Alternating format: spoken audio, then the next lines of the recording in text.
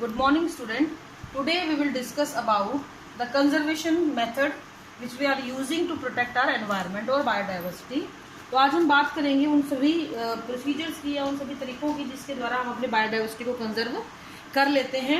ये दो तरीके से होते हैं बेटा, इन सीटू कंजर्वेशन और ex situ conservation. Okay, in situ conservation में क्या होता है, हम उसको उसके on the spot, on the place, कोई भी डाइवर्सिटी है उसको हम उसकी जगह पे ही प्रोटेक्ट कर देते हैं, जबकि यहाँ पे हम आउट ऑफ हैबिटेट लाके चीज़ों को प्रोटेक्ट करते हैं। दो चीज़ आपको ध्यान रखनी है, इन सीटू में हम ऑर्गेनिज्म को उसके हैबिटेट के अंदर ही प्रिजर्व करते हैं, जबकि एक्स सीटू में हम हैबिटेट से बाहर लाके फिर उसको प्रोटेक्ट कर देते हैं।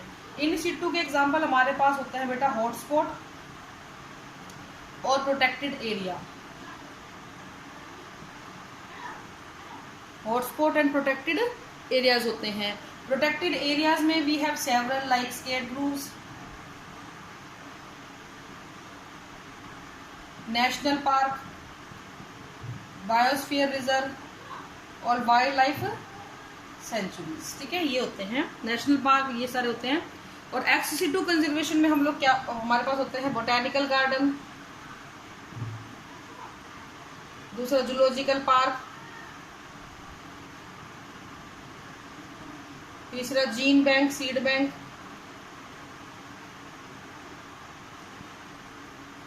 और क्रायो प्रिजर्वेशन। तो ये कुछ मेथड है जिनके द्वारा हम लोग एक्स सीटू कंजर्वेशन कर सकते हैं। तो सबसे पहले हम बात करेंगे इसी की। हॉटस्पॉट जो है टोटल वो जगहें होती हैं जहाँ पे मैक्सिमम स्पीसीज रिचनेस है और मैक्सिमम एंडेमिक स्पीसीज हैं। एंडेमिक स्पीसीज का मतलब वो होता है बच्चों की आपको वो स्पीसीज कहीं और नहीं मिल रही जो इन जगहों पे मिल रही हैं। तो मैक्सिमम आपको स्पीसीज मिलेंगी, स्पीसीज रिचनेस भी यहाँ पे ज्यादा होगी और एंडेमिक स्पीसीज भी यहाँ पर बहुत ज्यादा होंगी। हमारे पूरे वर्ल्ड में लगभग 34 हॉटस्पॉट दिखाए गए हैं और उन 34 में से बच्चों लगभग कह रही हूँ मैं, 3 जो है इंडिया के अंदर है। ये तीनों के तीनों टोटल एरिया का 2% है, लेकिन ये 44% स्पीशीज को कवर करता है। तो आप ये बात इस चीज से समझ सकते हो कि टोटल हॉटस्पॉट एरिया का 2% पार्टिसिपेशन हमारा है एरिया वाइज, लेकिन उस इतने छोटे से एरिया में मैक्सिमम 44% स्पीशीज का पार्टिसिपेशन भी हमारा ही है, यानी कि हमारे यहाँ की मैक्सिमम स्पीशीज पार्टिसिपेट कर रही हैं। और ये जगह कौन कौन सी है बेटा, एक है आपका वेस्टर्न घाट, दूसरा है आपका इंडो बर्मा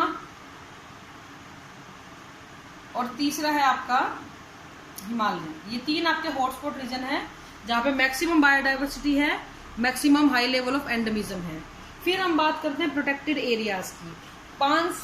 आपके पास लगभग 651 प्रोटेक्टेड एरिया है, 651 प्रोटेक्टेड एरिया है, जिसमें से 100 तो है बेटा नेशनल पार्क, 18 है बायोस्फीयर रिजर्व, इसके अलावा 47 है आपकी स्केट ग्रूव्स और लगभग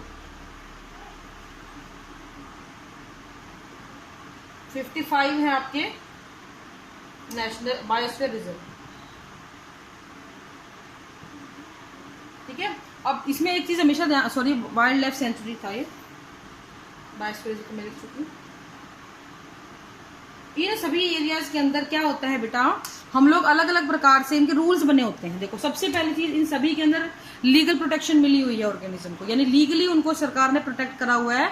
उनके इन जगहों पे जाने के लिए या इन जगहों को यूज करने के लिए सरकारी परमिशन आपको अवेलेबल नहीं होती है, सरकार आपको अलाउ नहीं करती है, और आपको उसके लिए परमिशन लेनी पड़ती है अगर आपको कोई रिसर्च के पर्पज से किसी और पर्पज से वहां पर जाना है। तो नेशनल पार्क की मैं अगर बात करूं तो अपने यहाँ पे सबसे पहला नेशनल पार्क था जिम कॉर्बेट नेशनल पार्क।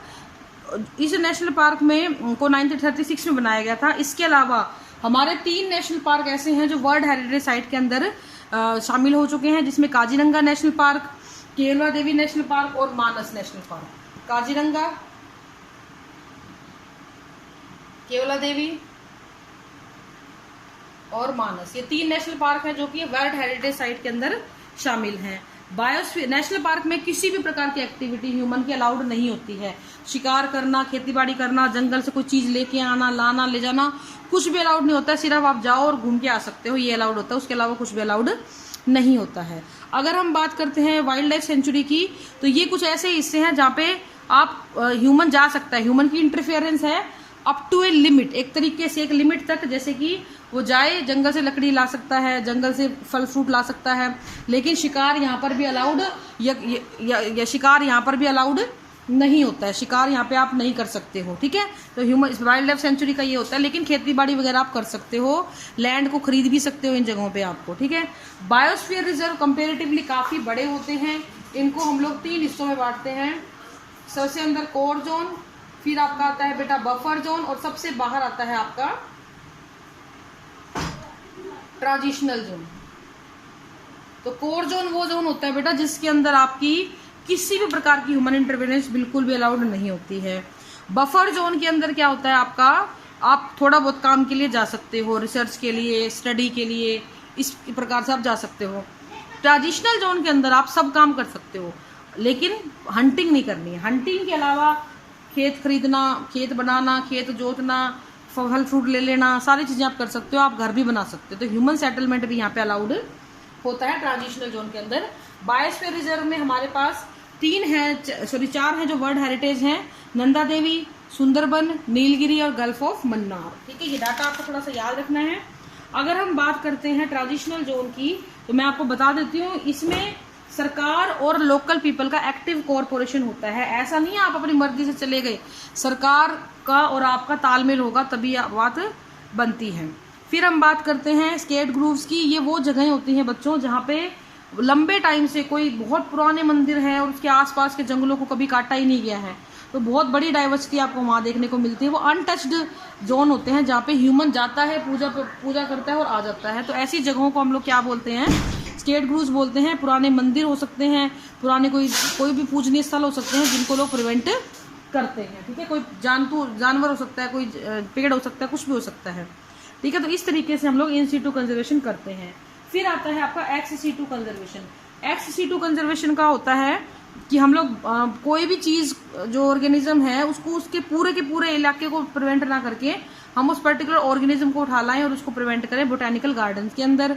अगर हमें लगता है कि ये फर्दर और भी डेवलप नहीं हो पाएगा ये, तो हम उसके कुछ टिश्यूज, पार्ट्स ऑफ ऑर्गन को बचा सकते हैं, सीड को बचा सकते हैं। और वो कैसे बचाते हैं बेटा, हम उनको प्रिजर्व करते हैं, और उसके लिए हम जिस टेक्निक को यूज करते हैं डेट इज क्रायो प्रिजर्वेशन।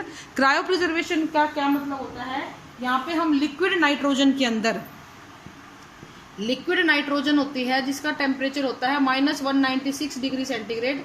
इस लिक्विड नाइट्रोजन के अंदर हम लोग अपने और सैंपल को प्रिवेंट कर देते हैं, और लंबे टाइम तक आपको वो साफ सुथरा मिलेगा, स्वस्थ मिलेगा, आप उसको दोबारा से यूज कर सकते हैं, ठीक है। तो जितने भी वायबल सीड्स होते हैं उनको सबको इन तरीकों से हम लोग यूज कर सकते हैं। तो अगर आप किसी भी ऑर्गेनिज्म को उसकी जगह पे प्रिवेंट कर रहे हो तो इन सीटू कंजर्वेशन, और जगह से बाहर निकाल के कर रहे हो तो एक्स सीटू कंजर्वेशन, ठीक है। उसके अलावा अब हम बात करते हैं कुछ ऐसी संस्थाओं की जो इस क्षेत्र में बहुत ज़्यादा काम कर रही हैं, जैसे कि IUCN, international union for conservation of nature and natural resources, IUCN, international union for conservation of nature and natural resources, WCU, world conservation unit, WWF, world wild life fund. इसके अलावा sites, convention on international trade off endangered species, हम लोग इसमें वो सभी species जो endangered होने वाली हैं, खतरे के निशान के ऊपर, उनको उनका ट्रेड को, उनके मतलब ट्रेड होता है व्यापार, उसको हम रोकते हैं, उसके बारे में ये बताता है उससे में। और एक होता है that is man and biosphere programme. तो इस तरीके से ये 4-5 संस्थाएं हैं जो बहुत ही एक्सटेंसिवली काम करती हैं किसी भी बायोडाइवर्सिटी लॉस को बचाने के लिए, ठीक है बेटा। तो ये चैप्टर आपका यहाँ पे खत्म होता है। Thank you and have a nice day.